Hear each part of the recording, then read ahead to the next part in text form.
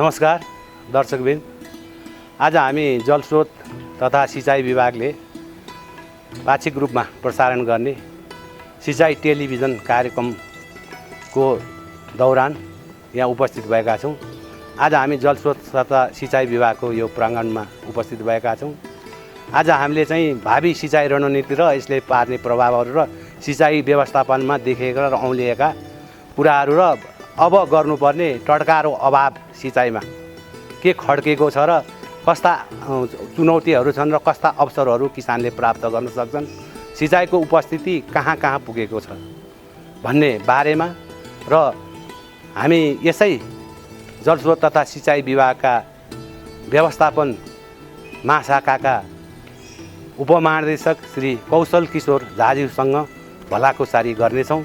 आशा छ उहाँको मार्गदर्शन र उहाँले दिएका सुझावहरू अवश्य दर्शकवृन्दलाई मन पर्नेछ। अब दिगो व्यवस्थापन भनेको एउटा हेर्दाखेरि सानो शब्द हो, तर यसभित्र धेरै कुराहरू पर्छ।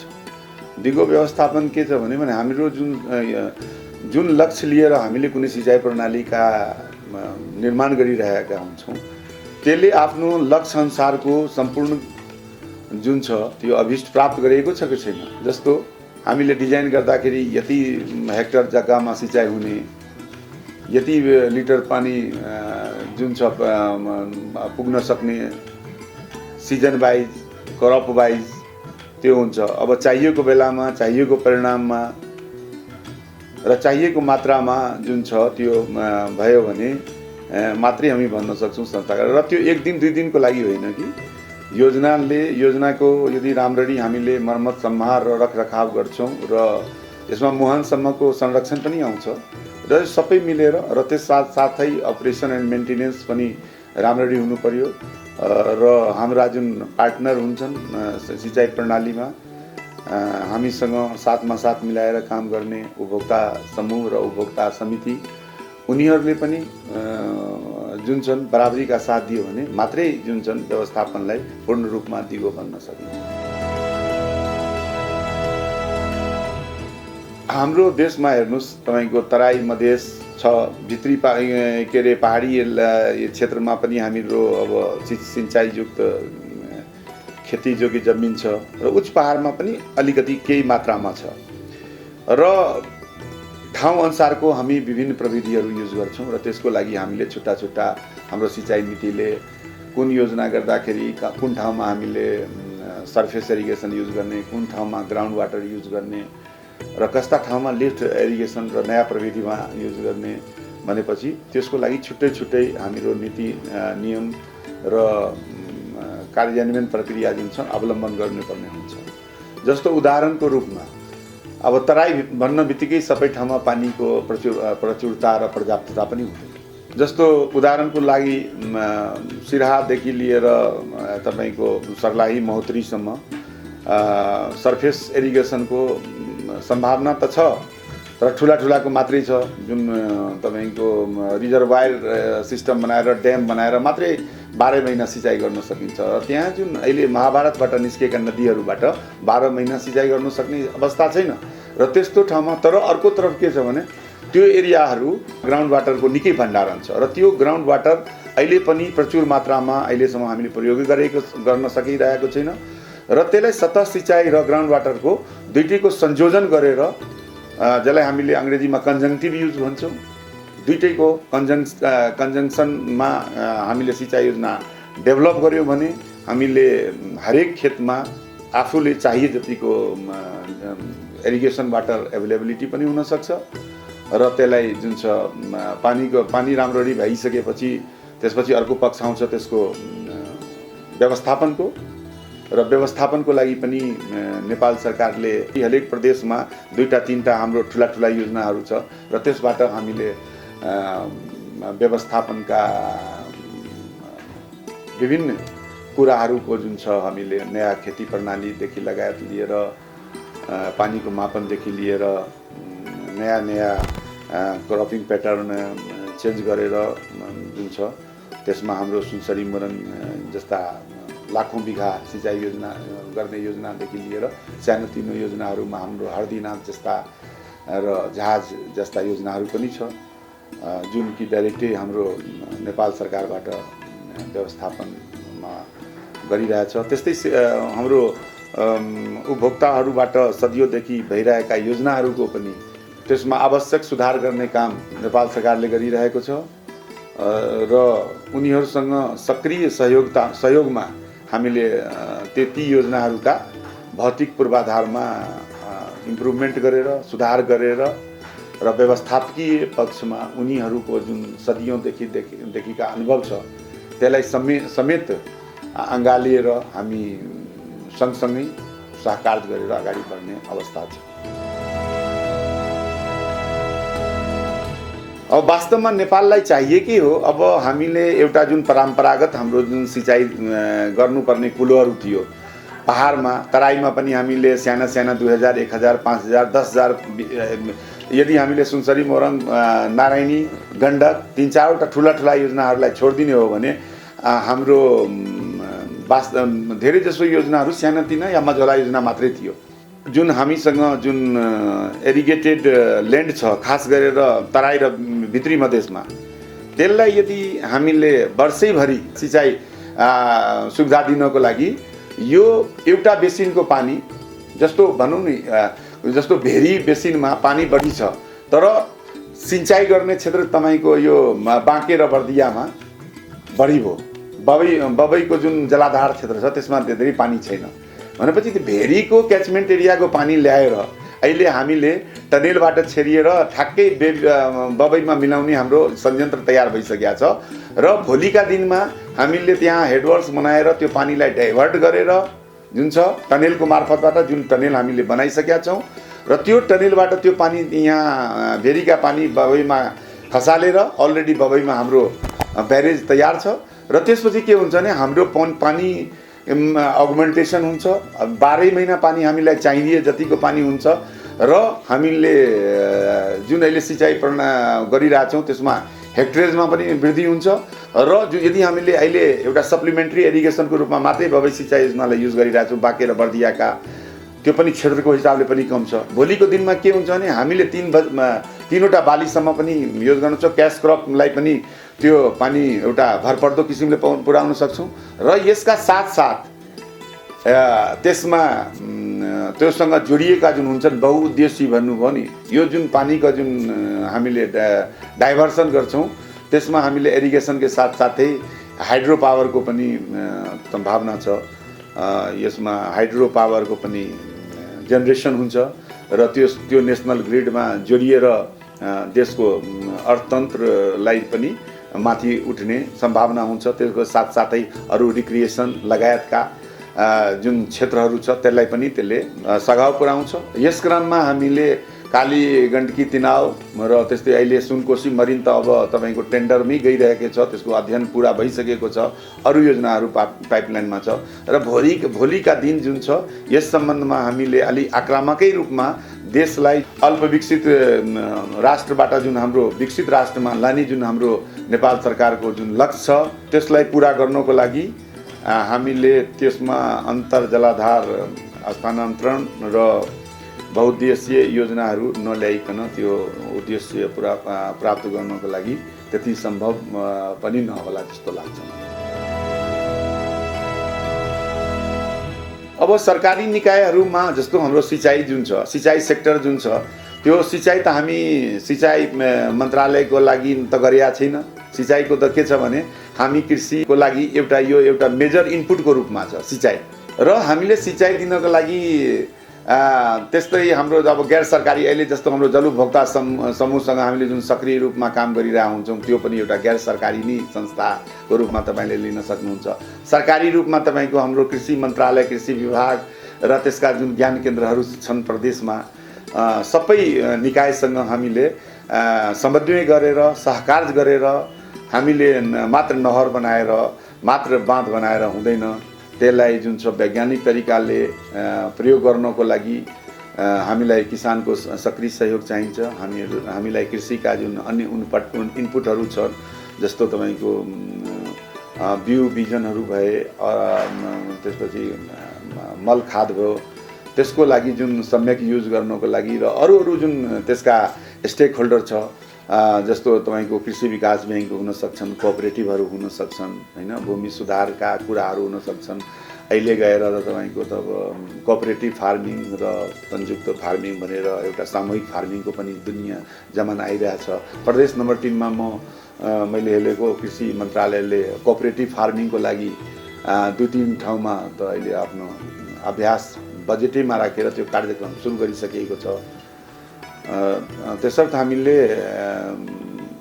त्यस्तै यो अन्तर्राष्ट्रिय स्तरमा पनि हामीले इरिगेसन वाटर म्यानेजमेन्ट इन्स्टिट्युटहरूसँग पनि सिँचाइका नयाँ विधि प्रविधिको रूपमा विकासको रूपमा सहकार्य गर्नको लागि अलिकति समन्वय गरेर काम गरिरहेका हुन्छौँ।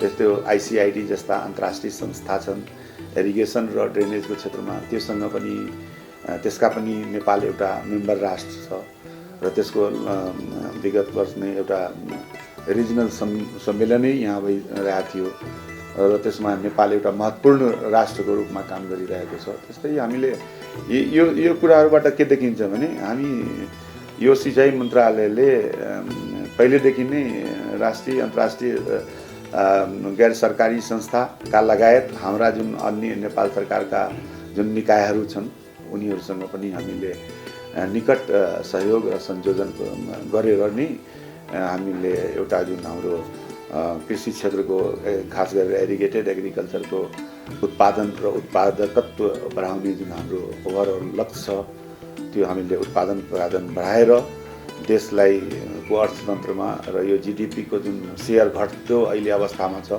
यसलाई पुनः जुन बढाउनको लागि जुन छ एउटा सक्रिय भूमिका खेल्नको लागि यो सिँचाइ विभाग र यो सिँचाइ विभाग व्यवस्थापन हाम्रो महाशाखा हामी यसमा कृत सङ्कल्पित नै छौँ।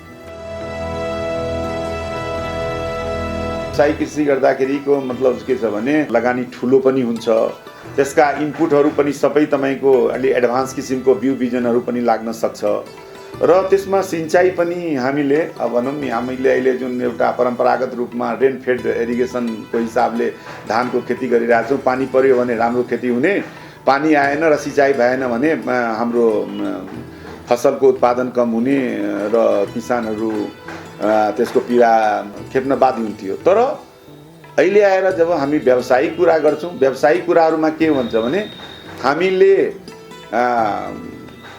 चाहिएको जति चाहिएको ठाउँमा चाहिएको मात्रामा अनिवार्य रूपमा तपाईँको जलको व्यवस्थापन गर्नुपर्ने हुन्छ।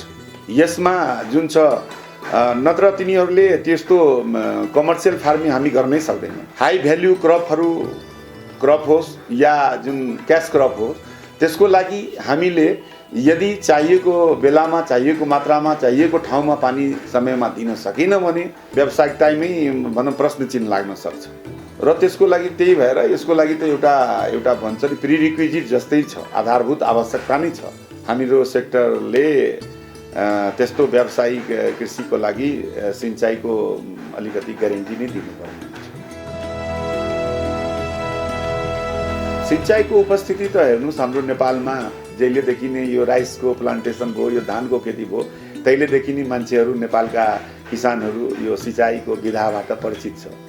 तर विगत 100 वर्ष लगभग भनौँ, जुन बेलामा लगभग 90 वर्ष अगाडि हाम्रो चन्द्रनेहर जुन राणा शासनमा तयार भयो, त्यो बेलादेखि नेपाल सरकार पनि कुनै न कुनै रूपमा सिँचाइ क्षेत्रसँग प्रत्यक्ष रूपमा आफै पनि इन्भल्भ भएर संलग्नता राखेर यो क्षेत्रको विकासको रूपमा अहर्निश लागिरहेको छ र हामीले आफूलाई दिएको स्रोत साधनको अधिकतम उपयोग गरेर यस क्षेत्रमा जुन छ अहिलेसम्म जस्तो कुल सिंचित सिँचाइ योग्य भूमि थियो त्यसमा हामीले 75% 80% भन्दा बढी क्षेत्रमा अहिले पानी पुर्याउन सकेका छौँ। होला हामीले वर्षेनी पानी पुर्याउन सकेका छैनौँ, हामीले चाहेको ठाउँसम्म पानी पुर्याउन नसके होला, चाहेको मात्रामा पुर्याउन सकेको छैन होला र त्यसको लागि हाम्रो जुन प्रयास छ सतत जारी छ। ग्राउन्ड वाटर सेलो ट्युबवेल डिप ट्युबवेलबाट हुन्छ कि एक बेसिनको पानी अर्को बेसिनमा ट्रान्सफर गरेर हुन्छ कि ठुला ठुला टारहरूमा तल बगिरहेको पानीलाई पम्पहरूबाट लिफ्ट गरेर या मल्टिपुल लिफ्ट गरेर हुन सक्छ कि भनेर हामी यस मामलामा सचेत छौँ र यसमा हाम्रो काम पनि अहिले भइरहेको छ। संविधान बन्यो, त्यसमा अब तीनटै तहमा कुन कुन क्षेत्रमा के काम गर्ने कुराहरू मोटामोटी निरूपण गरिएको थियो। संविधानकै अनुसूचीहरूमा यो लेखिएको थियो हरेक प्रदेशले के गर्न सक्ने र यसमा हाम्रो सिंचाई मन्त्रालयले सुरुदेखि नै अक्षरशः लगभग अरू अहिले पनि हामीले हेरेको सिंचाई सेक्टरको जुन छ सम्पूर्ण रूपमा कार्य विस्तृतीकरणमा जे जस्तो भनिएको थियो कि मझौला सिंचाई योजना र जुन छ प्रदेशमा जाने साना सिंचाई योजनाहरूलाई गाउँपालिका नगरपालिकाहरूमा दिने त्यो जुन छ त्यो प्रत्याभूत भएको अवस्था दिएको छ सिंचाई सेक्टरले। अन्य सेक्टरमा अझै पनि प्रश्न गर्ने धेरै ठाउँ देखिएको थियो र त्यो अहिले हाम्रो विषय होइन। हामी अहिले सिंचाई क्षेत्रको कुरा गरिरहेछौँ। सिंचाई क्षेत्रमा अहिले के भनिरहेको छ भने त्यसमा अब प्रदेशका क्षमता हेरेर यसमा समसामयिक पछि सुधार पनि भयो। जस्तो पहिले 10,000 हेक्टरभन्दा माथिको मात्रै सङ्घीय सरकारले गर्नुपर्ने नयाँ सिँचाइ योजनाहरू थियो। त्यसमा प्रदेश सरकारले अहिले तत्कालिकै रूपमा 10,000 भन्दा हेक्टरका ठुला योजनाहरू गर्न नसक्ने स्थिति हेर्दाखेरि यसमा समसामयिक सुधार गरेर 500 देखि लिएर 5,000 हेक्टरसम्मका तराईमा जुन चाहिँ प्रदेश सरकारले गर्ने त्योभन्दा ठुला योजनाहरू जुन छ सङ्घ सरकारले हेर्ने। त्यस्तै नदी नियन्त्रणका क्षेत्रमा पनि प्रदेश स्तरका जुन साना मझौला नदीहरूको व्यवस्थापन र प्रदेश सरकारबाट हुने एकदमै सानो खोला खोल्सीको लोकल गभर्मेन्टले गर्ने र त्यसलाई जुन छ यो सिंचाई सेक्टरले अक्षरशः पालन गरेको छ। माथिका व्यवस्थापकीय युनिट छन् मन्त्रालयदेखि लिएर विभागसम्मलाई मैले विशेष धन्यवाद पनि दिन चाहन्छु। यसले एउटा हाम्रो सेक्टरको बाट प्रदेश होस् या लोकल गभर्मेन्ट होस् कसैलाई गुनासो छैन कि हामीसँग भएको कार्य क्षेत्रमा सङ्घले हस्तक्षेप गरेको जस्तो महसुस गरिएको छ र यसमा हामीले समन्वय पनि गरेका छौँ। हाम्रो जुन पहिलेदेखिका योजनाहरू केन्द्रीकृत योजनाहरू सङ्घ सरकारबाट एग्रिमेन्ट भएका योजनाहरू थियो, तर अहिले आएर प्रदेशमा गइसकेको योजनाहरूलाई हामीले समन्वयकर्ताको काम मात्रै गर्दैका छौँ र जुन कार्यान्वयन इकाइ जुन छ त्यो अहिले पनि प्रदेशलाई नै राखेका छौँ। योजनाको निर्माण र कार्यान्वयन जुन छ त्यो प्रदेशबाट भइरहेछ। प्रदेशबाट कुनै गुनासो छैन र प्रदेशले पनि हाम्रै क्याडर प्रदेशमा पनि गएको छन्। त्यही मान्छे जुन सङ्घमा थियो अहिले प्रदेशमा गएको छ। हाम्रो समन्वय एउटा अरू पनि जुन हाम्रो विकासका पूर्वाधारका अन्य क्षेत्रहरू छन् तिनको लागि पनि मैले एउटा रेप्लिकेट गर्न सक्ने र सिक्न सक्ने एउटा मैले राम्रो उदाहरणको रूपमा प्रस्तुत गरेको छ यो हाम्रो सिंचाई क्षेत्र। हाम्रो योजनाको पहिचानदेखि लिएर हस्तान्तरणसम्ममा को हरेक जुन स्टेज हुन्छ त्यो हरेक स्टेजमा हामीले सिंचाई उपभोक्ताको सक्रिय सहयोग लिएर बढ्ने हाम्रो जुन थियो ठुला योजनामा हामीले उनीहरूलाई संयुक्त व्यवस्थापनमा लग्ने अभ्यास गऱ्यौँ। तर पनि अझैसम्म पनि अब यसमा हाम्रो पनि केही कमजोरी हुन सक्ला। त्यो हामी आफ्नो तर्फबाट यसलाई सुधार अझै पनि गर्नेछु भनेर म भन्छु। तर सिँचाइलाई प्रणालीलाई पूर्ण रूपमा सफल गर्नलाई जबसम्म सिँचाइका जुन समूह छन्, सिँचाइ गर्ने जुन किसानहरू छन्, उनीहरूको सिँचाइ प्रणालीप्रति जबसम्म पूर्ण समर्पण र अपनत्वको भावना उहाँहरूले सिँचाइप्रति गर्नुहुन्न तबसम्म मात्रै सिंचाई विभाग या हाम्रा जुन कार्यान्वयन गर्ने निकाय छ तिनीहरूले मात्रै एउटा मेकानिकल रूपमा गरेर हुँदैन।